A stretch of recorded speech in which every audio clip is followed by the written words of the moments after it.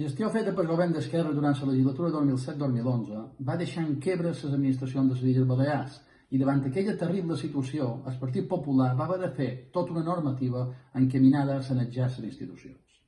Aquella normativa va fer possible que els ajuntaments sortissin de la quebra i passassin a tenir dobbers en el banc.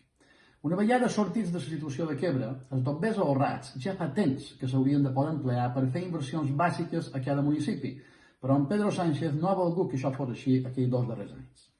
Divendres passat, la ministra Montero va fer unes declaracions interessadament ambigües, donant a entendre que aquests estalvis, fets amb molt de sacrificis per cada municipi, ara sí que se podrien utilitzar per fer front a aquesta crisi econòmica que ja tenim aquí deguda al coronavirus.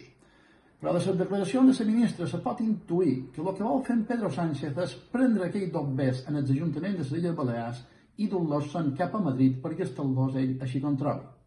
Davant d'aquesta incertesa, des del Partit Popular de les Illes Balears li exigim a la senyora Armengol que deixi ben clar en Pedro Sánchez que aquells estalvis fets amb molt de sacrificis de cada ajuntament de les Illes Balears les han d'invertir els propis ajuntaments a les Illes Balears i que de cap manera deixarem que ni en Pedro Sánchez ni la senyora Armengol los ho prenguin.